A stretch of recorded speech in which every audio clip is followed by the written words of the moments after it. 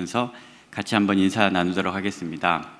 며칠 지나긴 했지만 새해 복 많이 받으세요라고 인사할 텐데 요즘에는 신축년이라고 새해 복 많이 받으소 이렇게 인사를 한다고 합니다. 그래서 옆에 좀 멀리 계시지만 새해 복 많이 받으소라고 인사를 하겠습니다. 새해 복 많이 받으소. 근데 답을 어떻게 하는지 아십니까? 답은 음메 이렇게 한다고 합니다. 네, 잘 하셨습니까? 네. 2021년 새해가 되었는데 하나님께서 주시는 은혜와 복으로 승리하기를 간절히 바라면서 오늘 이 에스라서 말씀을 가지고 같이 나누도록 하겠습니다. 나이를 한 살 더 먹는다는 것이 이제 부담이고 짐이고 편치는 않지 않습니까? 아이들 때처럼 한 살 더 먹으면 이제 뭘 할 수 있을 것 같고 이런 때였는데 지금은 한 살 더 먹는 것이 어쨌든 좀 부담입니다만 또 새해에 또 하나님 주시는 나이 한 살만큼 하나님께 더 가까이 가고 하나님 안에서 더 기쁘고 하나님 안에서 더 성장하고 성숙하는 그런 한 해가 된다면 또 귀하고 아름다운 한 해가 되지 않을까 싶습니다. 코로나 때문에 2020년을 어떻게 보냈는지 사실 잘 기억이 나지 않습니다. 그래서 계산을 할 때 보면 실제로는 재작년인데 꼭 작년이었던 것 같은 그런 느낌 있잖아요. 그래서 이제 숫자 헤아리기가 참 어려운데 어쨌든 2020년을 보내고 2021년을 보내고 있는 지금도 또 올해가 가면 한 해가 그렇게 되지 않을까 하는 조금의 염려가 있습니다. 그래서 코로나 생각하면 답답하고 한숨 나기도 하고 또 지겹다는 생각도 들기는 한데 이 한 해를 우리가 정말 잘 보내지 못하면 피해자는 누구입니까? 우리 자신이 피해자인 거예요. 고3 아이들이 작년에 열심히 고생했지만 또 물론 그에 따라서 또 열심히 준비한 친구들 또 이제 대학 수시 합격한 친구들도 있고 이렇게 합니다만 결국 그 시간에 코로나라는 핑계를 대면서 혹 한 해를 낭비하거나 소홀히 보낸 사람은 그 피해를 누가 온전히 진다고요? 이게 내가 지는 겁니다. 2021년도도 마찬가지입니다. 한 해를 코로나 핑계 탓할 수는 있습니다. 그러나 그 피해는 내가 지는 겁니다. 그래서 2021년을 시작하면서 어떻게 보낼까라고 생각하고 말씀을 준비하면서 그 생각을 꼭 했으면 좋겠다 싶습니다. 그래서 이제 지난 신년 주일 예배를 에스라서 말씀을 드리고 에스라서로 이렇게 말씀을 나눠야 되겠다. 오후 찬양 예배 순서가 있으니까. 근데 이제 오늘 담임 목사님께서 앞으로도 당분간 에스라서를 계속 보신다고 하셔서 제 마음이 좀 부담이 되긴 하지만 어쨌든 이 에스라서 오늘 이때에 우리의 신앙과 삶의 자유를 빼앗긴 바벨론 포로와 같은 이 코로나 시대를 살아가는 우리가 어떻게 한 해를 살아가야 할 것인가에 초점을 맞춰서 오늘 말씀을 같이 나눠보도록 합니다. 하나님께서 우리 모두에게 이 빼앗긴 우리의 이 1년 또 2021년은 어떻게 될지 모르지만 빼앗겨 버리지 않기 위해서 어떻게 살아야 될지 한번 생각하면서 오늘 말씀을 같이 보도록 하겠습니다. 바벨론 포로 하면 저는 몇 가지가 생각이 나는데 가장 첫 번째 생각나는 게 뭐냐면 바로 예전에 제가 근무하고 또 학교 다녔던 숭실대라는 학교의 채플이 생각이 납니다. 숭실대는 이제 미션 스쿨이어서 채플이 교양 필수로 듣는데 8학기 중에 몇 학기를 이수하여야 하냐면 6학기를 이수하여야 합니다. 꽤 많은 시간을 이수를 해야 되는 거죠. 이 연세대에는 제가 직접 표현을 해서 그렇지만 2학기를 이수하면 됩니다. 그리고 어떤 데는 또 4학기만 이수를 해도 졸업을 할 수가 있어요. 근데 숭실대는 6학기를 이수해야지만 채플을 졸업을 할 수가 있습니다. 학점은 없어요. 학점은 영학점인데 한 학기, 6학기를 다 이수하지 못하면 졸업을 못합니다. 그래서 예전에 어떤 경우가 있었냐면 이 채플 때문에 학점도 없는데 졸업을 못하는 거예요. 1학년 때 못 모르다가 그런 수업을 듣느냐라면서 1학년 때 안 듣고 군대 가기 전에 휴학 전에 대충 수업 듣다가 한 3학기 정도를 놓치잖아요. 정신 차리고 수업을 열심히 체프를 들어도 졸업할 때까지 6학기를 못 채우는 거예요. 그래서 졸업을 못 하는 경우가 있습니다. 교회 안 다니는 아이들 입장에서는 굉장히 불합리한 것처럼 보이고 억울해 보이잖아요. 그래서 선배들로부터 체풀은 무슨 수가 있어도 꼭 들어야 된다, 빨리 이수를 해놔야 된다, 이런 거를 듣는 거죠. 근데 이제 체풀 드리러 이렇게 오면 예배를 드리잖아요. 그럼 얼마나 재미가 없겠습니까? 그러니까 많이들 잡니다. 그리고 어떤 친구들은 또 좀 딴짓도 좀 해요. 숙제도 좀 하는 경우도 있는 것 같고. 그러면 이제 체프를 담당하면서 이제 제가 이렇게 지도하면서 이렇게 다니다 보면 참 어려워요. 그래서 2가지를 늘 생각을 하면서 체프를 기획을 합니다. 첫 번째는 이 바벨론 포로처럼 잡혀있는 이 아이들에게 어떻게 하면 이 기독교가 유익하고 감사하고 또 소중한 것인지 깨닫게 할까라는 거에 초점을 많이 맞춰서 이렇게 전합니다. 그리고 또 한 가지는 그래도 유익한 시간이 될 수 있도록 재미있는 요소를 많이 넣어요. 그리고 가급적 이 아이들이 이 체풀에 페일되지 않도록 어떻게든 도와줍니다. 이러면서 이제 진행을 하고, 왜냐하면 체풀에 이렇게 실패해서 이수를 못해가지고 졸업을 못한 친구가 있습니다. 그 친구 교회 다니겠습니까? 안 다니겠습니까? 그러니까 제도가 6학기를 이수해야 하지만 이 이수가 결국 이 친구들이 예수님을 믿게 하고 하나님을 믿게 하는데 도구가 돼야 되는데 하나님부터 멀어지는 도구가 되면 안 되지 않겠습니까? 그래서 참 어렵습니다, 진행하는데. 그럼에도 불구하고 정말 유익한 곳이 될 수 있도록. 근데 아이들은 어쨌든 그렇게 바벨론 포로처럼 잡혀있는 것, 그런 것을 경험한 적이 있습니다. 2번째 바벨론 포로 하면 생각나는 게 있습니다. 여러분 들어보신 적 있을지 모르겠는데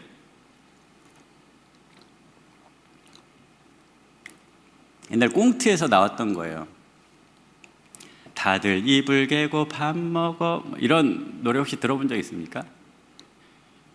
이 원곡을 아셔요? 원곡? 이 원곡이 바로 The Rivers of Babylon이에요. 그러니까 쉽게 이야기하면 바벨론 강가에서 우리는 울었다라고 되게 슬픈 시편 137편을 가지고 만든 노래거든요. 근데 이제 레게송이기 때문에 되게 밝아요. 그렇지만 노래 가사는 사실 되게 슬픈. 근데 우리는 그 노래를 좋은 노래 또는 이게 그런 노래구나라고 하는 시편 137편을 가지고 만든 노래구나라는 거 모르고 꽁트에서 나왔던 그 유머스러운 노래로 이렇게 기억을 합니다. 한번 나중에 이제 집에 가셔서 또는 이제 예배 끝나고 한번 유튜브로 들어보시면 노래가 밝지만 그 안에서 이 바벨론 포로 생활을 했던 사람들의 심정이 담겨져 있는 그런 팝송이구나라고 생각할 수 있을 겁니다. 또 한 가지 바벨론 포로 하면 생각나는 게 이 요셉 이야기가 생각이 납니다.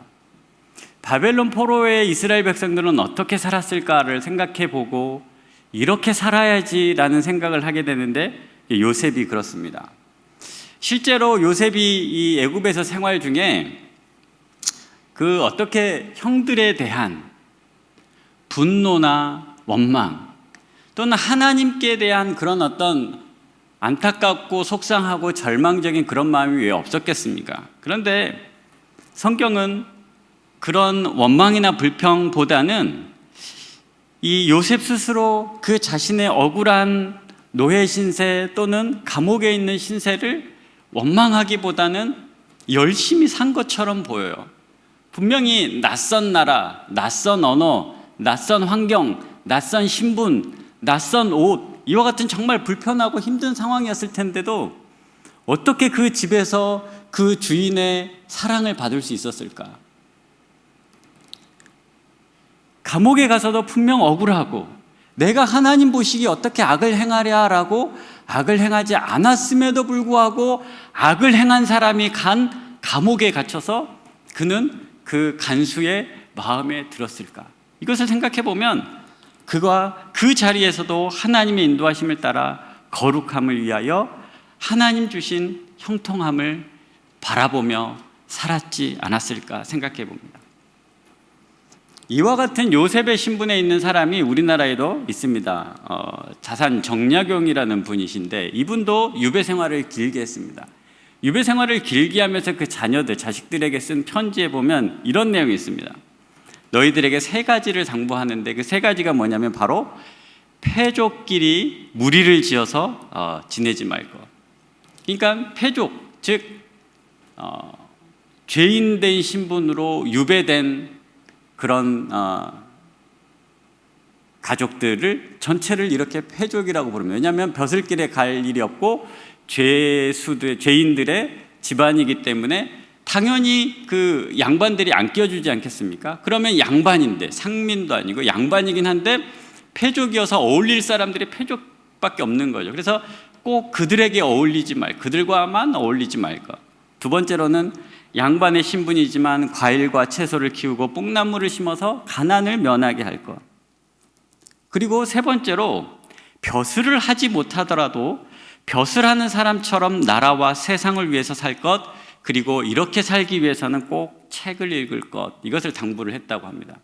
실제로 본인 스스로도 그래서 유배지에서 책을 많이 읽고 오히려 또 책을 쓰면서 500여 권의 저서를 지었다고 합니다.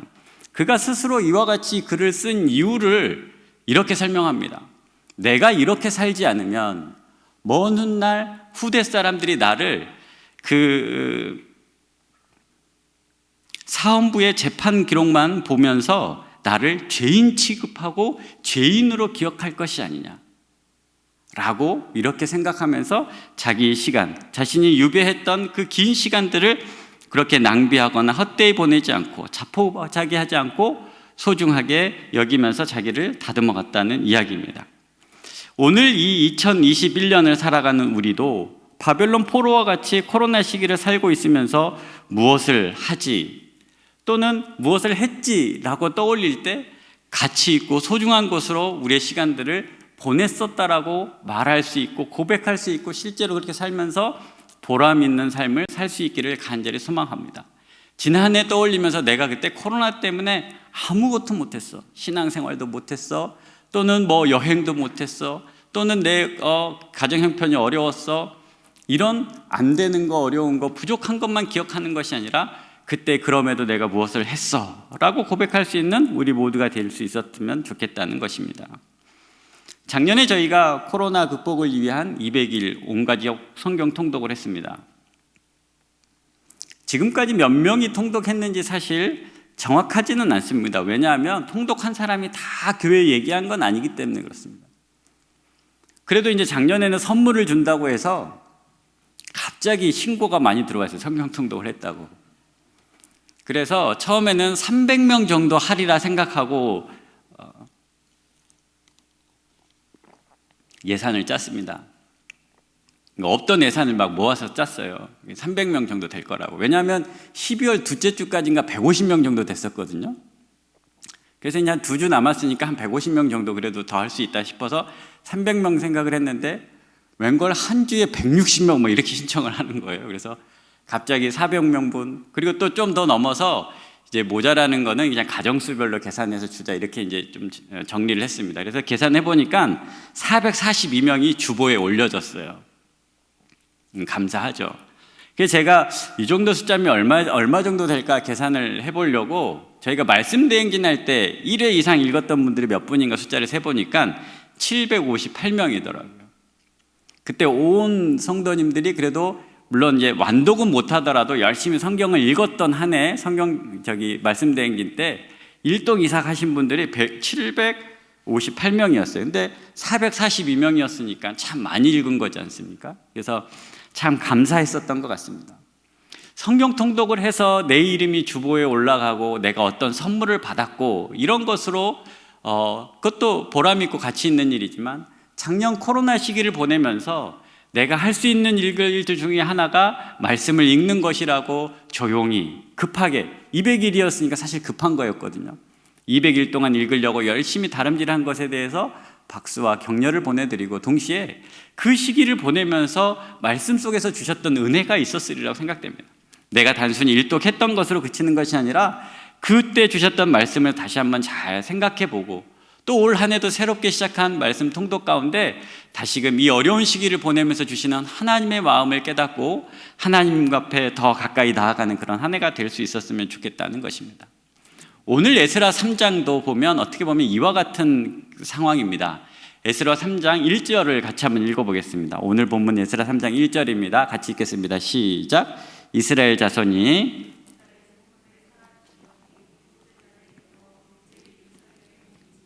아멘. 에스라 3장 1절에 이스라엘 자손이 각자의 성읍에 살았더니입니다. 그 앞에 2장 뒷부분에 보면 먼저 여러 가지 이야기들이 있는데 나중에 이렇게 이제 우리가 주일 말씀으로 에스라서를 보니까 그때 좀 더 자세히 보시고, 오늘 이 3장 1절에 보면 각자의 성읍에 살았습니다. 일곱째 달에 이르러 이렇게 돼 있는데, 이 일곱째 달은 히브리인 유대 달력으로는 정월입니다. 물론 우리 달력으로는 이 일곱 번째 달이 10월, 9월 말에서 10월까지를 일곱째 달이에요. 우리나라 달력으로. 그리고 보편적인 달력으로는 그렇습니다. 근데 유대인들한테는 이 7월이 정월일이에요. 그래서 7월 1일에는 나팔절이라 그래가지고 새해 절기를 지키는 달이 일곱 번째 달입니다. 그리고 일곱 번째 달 1일은 나팔절로 지키고 7월 10일은 속죄일로 드려요. 대속죄일로. 그리고 7월 15일부터는 초막절을 지킵니다. 그러니까 이 7월이 우리나라로 보면 정월 초하루를 보내고 그 다음에 7월 15일, 1월 15일 정월 대보름을 보내는 것처럼 이렇게 1월 첫 달을 그렇게 보냅니다. 이 이스라엘 백성들은 또 그 안에 대속죄일까지 담겨져 있으니까 이 7월이 엄청 중요한 달이에요. 일곱 번째 달이 7월이 아니라. 이 일곱 번째 달을 이렇게 보내면서 일곱 번째 달에 이스라엘 백성들이 다시금 예루살렘에 일제히 모인 겁니다. 새해를 지내려고 보고 나팔절을 지내려고 보니까 성벽도 없죠. 성전도 터만 남겨져 있는 거예요.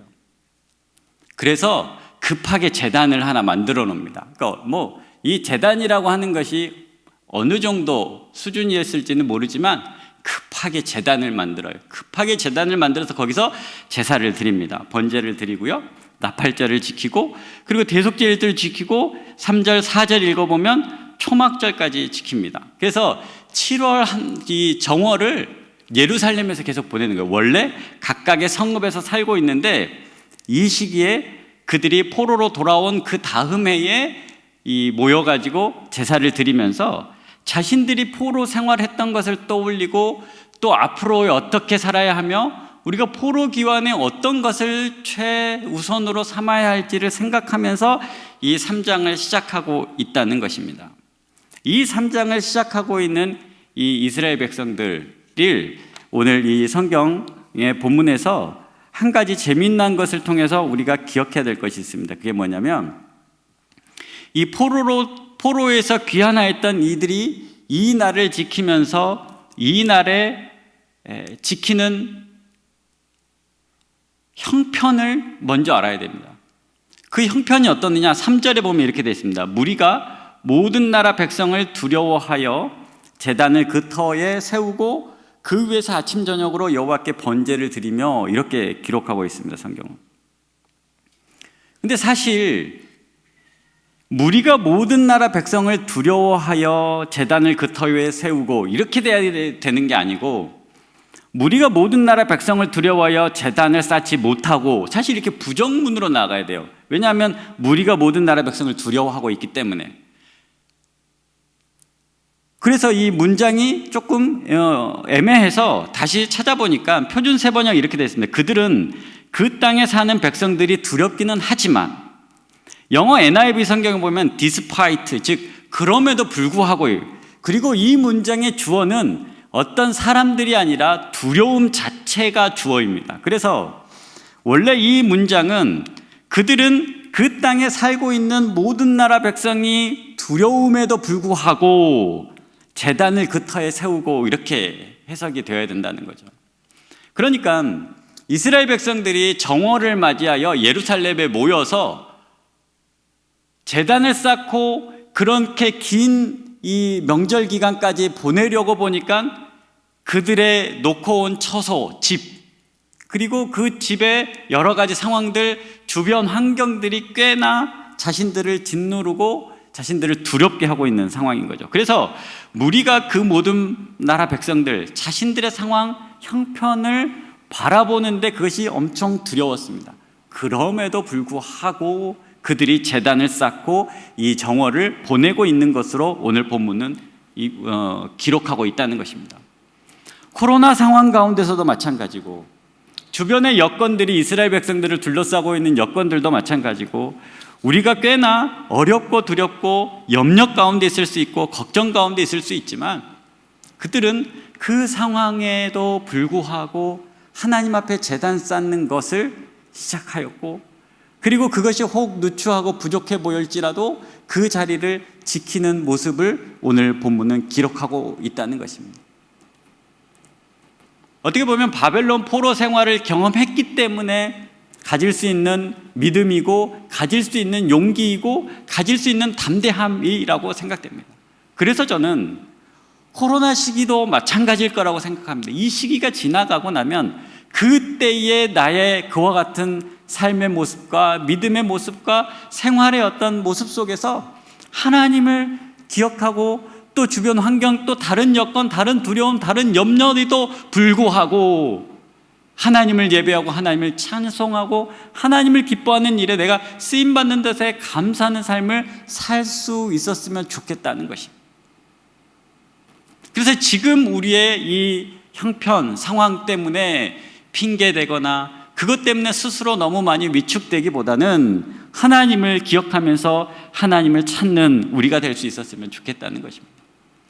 이 상황을 오늘 본문 6절은 이렇게 기록하고 있습니다. 그래서 오늘 말씀 제목을 비로소와 미처의 은혜 이렇게 정해보았는데요, 6절을 같이 한번 읽어보겠습니다. 6절입니다. 같이 읽겠습니다. 시작. 일곱째 달 초하루부터 비로소 여호와께 번제를 드렸으나 그때에 아멘. 제가 말씀 제목을 이렇게 정한 것을 한번 생각해 보셨습니까? 사실 성경 순서로는 비로소와 미처가 맞지만 실제 정황상으로 보면 미처와 비로소의 은혜라고 사실 지어야 될 거라고 저는 생각은 듭니다. 뭐냐면 그때 1월 7째 달 초하루였습니다. 그때의 여호와의 성전지대는 미처 아직 놓지 못한 거예요. 이미 되었어야 되도 불구하고, 이미 해 놓았어야 함에도 불구하고 하지 못한 상태. 그래서 뭔가 미흡하고 부족한 상태, 뭔가 어색하고 아직 뭔가를 하기에는 준비가 되어 있지 않는 상태, 다른 말로 하면 핑계대기 좋은 상태를 미처라고 보는 거죠. 아직 이와 같은 여호와의 성전지대가 아직 놓아 있지 않기 때문에, 미처 준비가 되지 않았기 때문에 여러분 뭐라고요? 번제를 드리지 못했다, 이렇게 해서는 안 된다라는 것입니다. 성전지대가 놓지 못해졌으니 번제 못 드리겠네라고 그것을 핑계 삼아서 하나님을 예배하는 것을 못하는 삶이 아니라, 미처 아직 놓아져 있지 못해요? 그렇다면 어떻게 된다고요? 비로소. 이 비로소라는 단어는 사실 마침내 또는 이제야, 이제라도 이런 뜻입니다. 미처 못됐어요. 미처 준비가 되지 않아요. 미처 아직에 이르지만 우리가 비로소 그것을 도구 삼아, 발판 삼아, 그것을 핑계거리로 삼는 것이 아니라 그것을 디딤돌 삼아서 뭐라고요? 여호와께 번제를 드리기 위해서 준비하고 변화를 시작하는 단계, 이것을 비로소 마침내 이제야의 은혜라고 삼아야 한다는 것입니다. 2021년 우리가 무엇을 해야 할까, 또는 무엇으로 채울까 막막하기도 하죠. 왜냐하면 코로나 상황이 사실 어떻게 될지 전혀 모르기 때문에. 실제로 이스라엘 백성들은 7절에 보면 구체적으로 이제 그 성전 건축을 시작합니다. 물론 이제 우리가 에스라서를 계속 보다 보면 자세히 알게 되겠지만 7절에 석수와 목수에게 돈을 주고 먹을 것과 마실 것 기름을 주면서 레바논에서부터 백향목도 가져오고 이제 실제로 시작을 해요. 근데 이 시작하는 이 해에 이것을 완성하지 못합니다. 아까 얘기했던 것처럼 그들에게 겁박하는 다른 민족들 때문에 결국은 멈춰져요. 그리고 14년 후쯤 다시 재개가 돼요. 그때 학개와 스가랴 선지자를 통해 가지고, 그리고 재개되고 나서 이제 이렇게 완성되는 거거든요. 그게 이제 에스라서의 전반부 1장부터 6장까지 가장 중요한 내용입니다. 근데 저는 이렇게 생각해요. 바벨론 포로로 돌아왔습니다. 포로에서 돌아왔습니다. 막막해요. 그래서 겨우 자기의 사는 집들을 이제 조금 준비하고 일거리를 조금 준비해요. 정월 그 다음 해에 첫째 달에 모였어요. 그런데 그들의 삶의 자리가 아직 미흡하고 부족하고 함에도 불구하고, 그리고 주변에 있는 많은 사람들이 여전히 눈을 크게 뜨고 이들을 언제 공격할지도 모르는 그런 상황에 있습니다. 그럼에도 불구하고 미처 놓지 못하는 그 상황 속에서도 번제단을 쌓고 비로소 자신들이 해야 할 일을 향하여 발걸음을 내딛는 상태, 이것이 오늘 본문 3장 1절부터 7절까지의 내용이라는 것입니다. 그래서 오늘 우리가 새해를 시작하면서 이 에스라서의 이 말씀, 이들의 모습들을 보면서 우리가 지금에 있는 코로나의 상황과 형편 앞에서 미처 아직이라는 핑계로 모든 것을 원망하거나 또 아무것도 하지 않는 그런 상태가 아니라 비로소 마침내 우리에게 주어져 있는 형편, 우리에게 주어져 있는 상황들을 극복하기 위해 한 걸음 내딛는 그런 시간을 지금, 오늘, 그리고 이번 주, 또 이 1월 한 달이 될 수 있었으면 좋겠다라는 것입니다.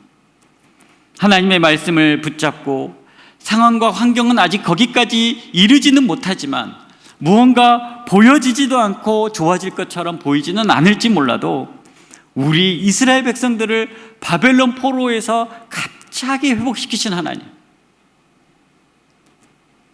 이스라엘 백성들에게는 갑자기예요. 그러나 하나님께서는 그들이 포로로 잡혀갈 때부터 준비하고 일하셨던 시간이 담겨져 있는 70년이 차서 그들이 돌아온 겁니다. 이스라엘 백성들은 고레스 왕의 선포 때문에 갑자기 온 것이지만 하나님은 처음부터 그들이 포로로 잡혀갔을 때부터 그 날이 찰 때까지 기다리시고 그들의 또 상황과 여건들을, 심지어 고레스 왕조차도 마음을 바꾸시게 하시면서 일하시는 하나님의 일하심이 여전히 있습니다. 그 하나님의 일하심을 믿기 때문에 그들의 걸음을 이렇게 번제단을 쌓고 하나님 앞에 드리는 이 성전을 새로 건축하는 일을 시작할 수 있었던 것처럼 우리도 우리의 무너진 또는 약해진 우리의 삶 속에서도 하나님의 바라보면서 믿음의 성전을 다시금 지역하는 한 해가 될 수 있기를 간절히 소망합니다. 에스라서 3장, 바벨론 포로에서 돌아온 이스라엘 백성들이 다시금 성전을 재건하기 위하여 수고하고 있었던 것처럼, 그리고 그들을 바라보면서 하나님께서 또 그들을 통하여 일하셨던 것처럼 오늘 우리도 이와 같은 마음가짐을 가지고 이와 같은 노력과 발걸음을 떼고 위하여 기도하면서 한 걸음 나아가는 우리에게 하나님이 보시면서 그와 같이 우리를 축복하시고 우리를 도우시고 인도하여 주시리라고 믿습니다. 이렇게 인도하여 주실 하나님을 바라보면서 2021년을 믿음으로 나아갈 때 하나님께서 우리를 또 이 한 해가 갈 때는 승리로, 감사로 우리를 채우시리라 믿습니다. 그렇게 나아가는 한 해가 될 수 있기를 간절히 소망합니다. 오 신실하신 주 함께 찬송하면서 나아가겠습니다.